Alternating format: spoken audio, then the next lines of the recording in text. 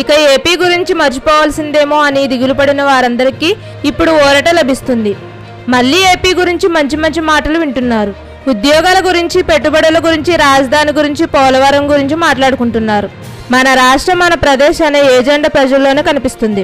రాష్ట్రాన్ని బాగు చేసుకుందాం, బతుకుల్ని బాగు చేసుకుంటుందామన్న ఆలోచన ప్రతి ఒక్కరిలోనూ కనిపిస్తుంది.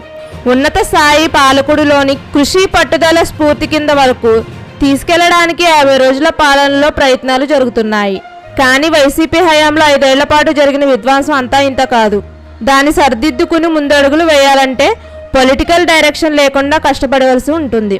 అలా కష్టపడేందుకు అధికార పార్టీ రెడీగానే ఉంది. కానీ లేనిపోని ఫేక్ న్యూస్లతో అడ్డగోలుగా ప్రజాధనం దోచుకుపెట్టిన మీడియా, సోషల్ మీడియాతో ప్రజలపైన యుద్ధం చేసేందుకు ప్రజలు తిరస్కరించిన పార్టీ కూడా సర్వశక్తులు ఒడ్డూడుతుండడంతోనే ఉత్కంఠ ఏర్పడుతుంది.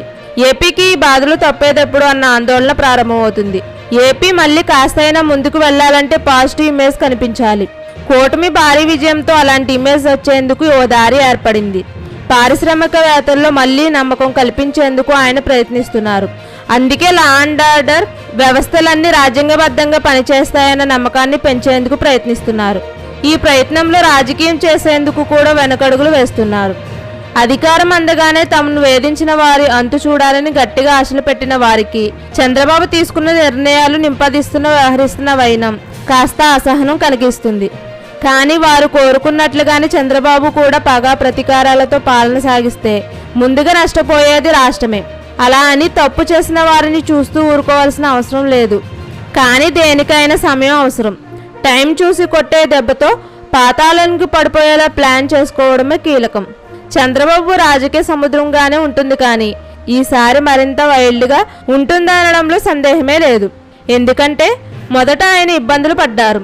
ఎలాంటి తప్పు చేయకపోయినా జైలుకు వెళ్లారు. కుటుంబాన్ని వేధించారు. ఎంత ఘోరమైన పరిస్థితిని చూశారో వారికే తెలుసు.